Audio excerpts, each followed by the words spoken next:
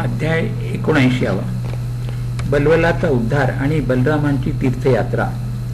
शुकदेव पुढे सांगू लागले, राजन, बलराम नैमिषारण्यात असताना यज्ञ करण्याचा दिवस आला।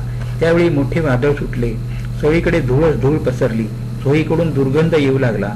याच वेळी राक्षस बलवलाने यज्ञकुंडावर मल मूत्र आदी अपवित्र वस्तूंची वर्षा करण्यास सुरुवात केली। यानंतर तो अजस्त्र दानव हातात त्रिशूल घेऊन प्रकट झाला।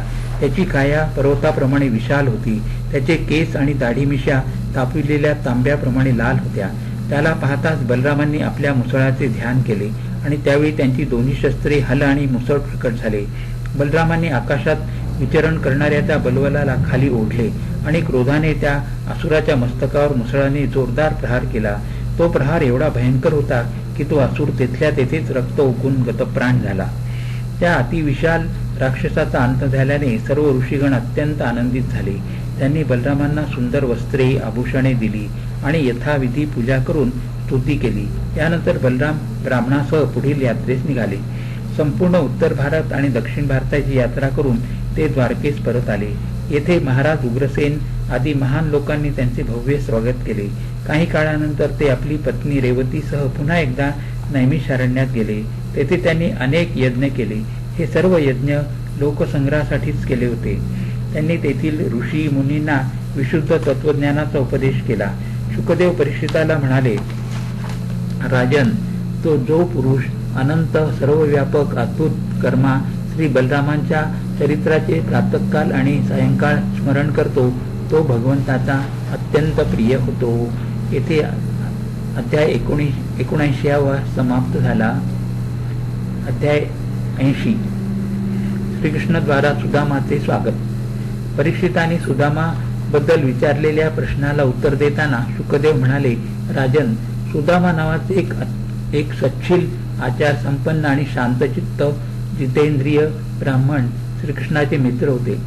ते गृहस्थाश्रमी असून सुद्धा त्यांच्यात कोणत्याही प्रकारची संग्रह करण्याची वृत्ती नव्हती। एके दिवशी सुदामांची पत्नी अत्यंत गरिबीमुळे त्रस्त होऊन अति नम्र भावाने त्यांना म्हणाली, भगवन, प्रत्यक्ष लक्ष्मीपती भगवंत आपले मित्र असताना आपण किती त्रास भोगतो आहोत।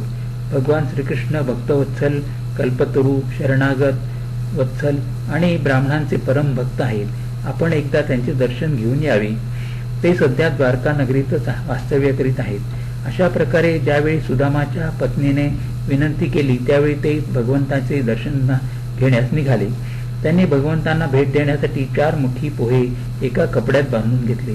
ते 4 मुठी पोहे सुद्धा सुदामांची पत्नी सुशीलेने 4 घरी मागून आणले होते। सुदामा द्वारकापुरी जाण्यास निघाले। चालता चालता सायंकाळ झाली, अंधार पडू लागला।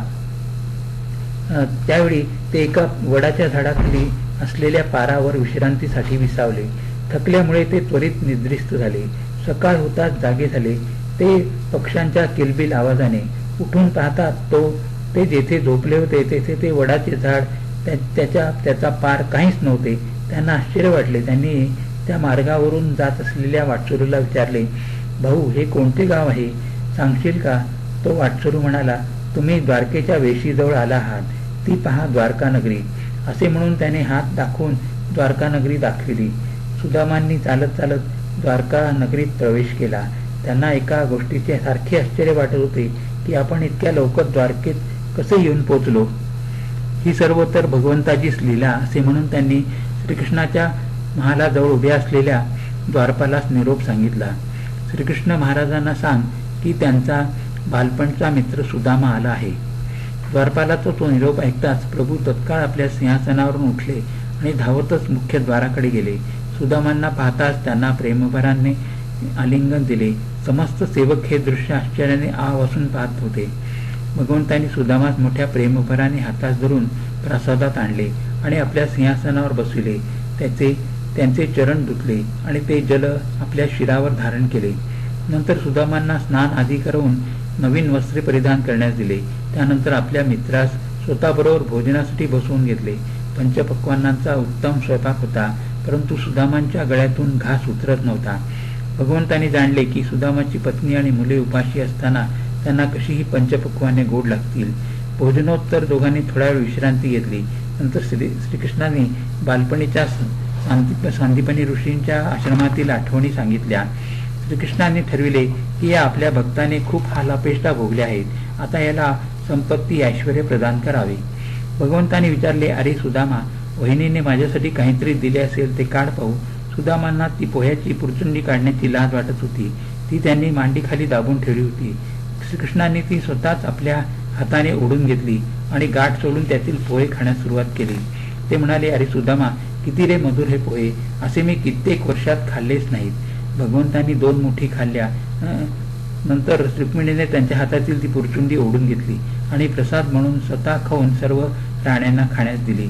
भगवंतांनी त्या रात्रीच देवांचा शिल्पी विश्वकर्मा यास बोलावून घेतले आणि सांगितले की द्वारके समान एक सुदाम नगरीचे निर्माण कर.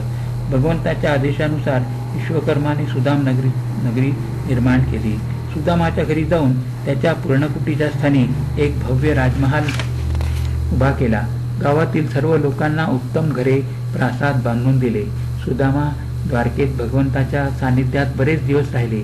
नंतर त्यांनी आपल्या घरी परत जाण्यासाठी भगवंताची आज्ञा घेतली आणि निघाले. आपल्या गावाजवळ येताच त्यांना आश्चर्याचा सुखद धक्काच बसला. त्यांच्या पर्णकुटीच्या स्थानी भगवंतांच्या राजप्रासादासारखा महाल उभा होता.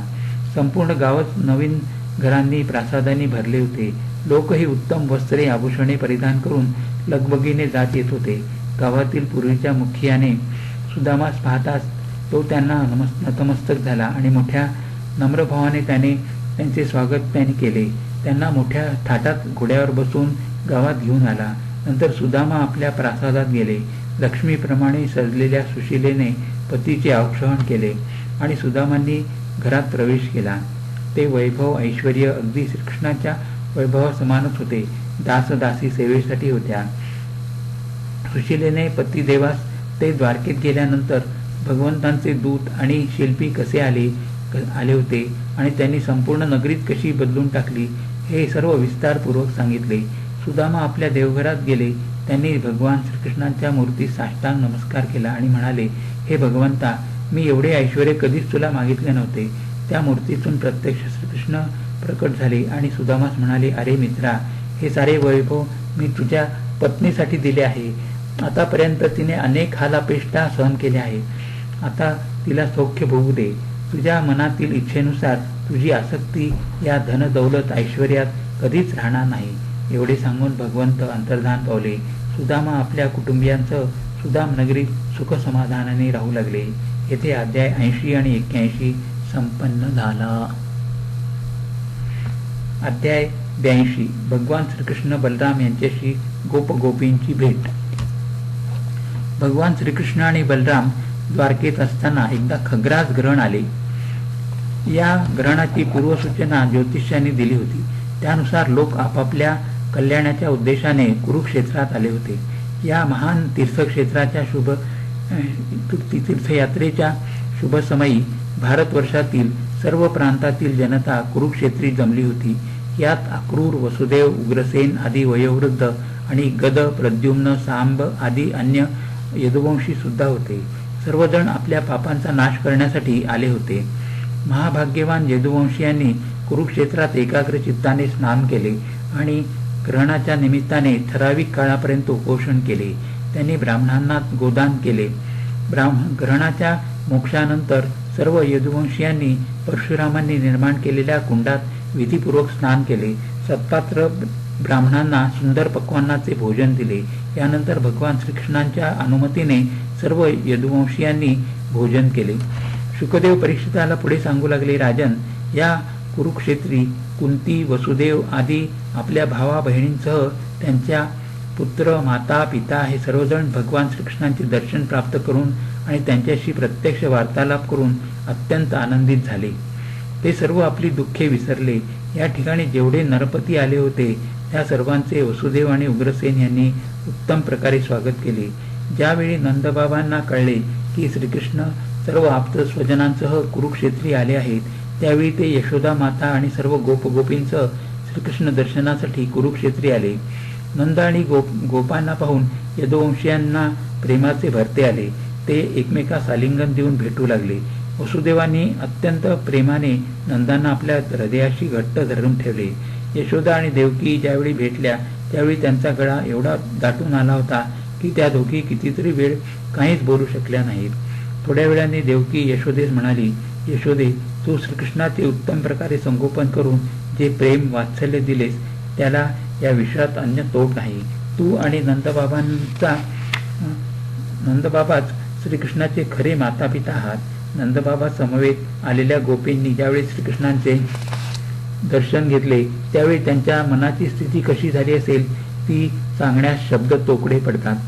त्या प्रेमामूर्ती गोपींनी भगवंतांच्या नेत्रातूनच त्यांच्या हृदयात प्रवेश केला होता. श्रीकृष्णाने गोपींना अध्यात्म ज्ञानाचा उपदेश केला. त्या उपदेशाच्या वारंवार स्मरणाने गोपींचे जीवकोश लिंग शरीर नष्ट झाले होते. त्या भगवंताशी एकरूप झाल्या आणि भगवंतांनाच कायम स्वरूपात प्राप्त झाल्या होत्या. या क्षेत्री भगवंतांच्या 8 पट्टराण्यांची भेट पांडवांची कुलवधू द्रौपदीशी झाली. तिने 8ही राण्यांना विचारले, तुम्हा सर्वांचे श्रीकृष्णाने कशा प्रकारे पाणी ग्रहण केले. प्रथम रुक्मिणीने आपल्या विवाहाबद्दलची कथा द्रौपदीस सांगितली.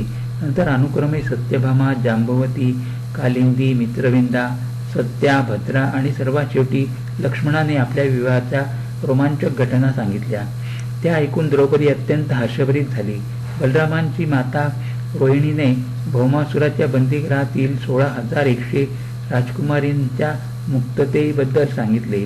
या कन्या बऱ्याच काळापर्यंत बंदिवासात असल्यामुळे त्यांचा स्वीकार करण्यास त्यांचे माता पिता सुद्धा तयार नव्हते.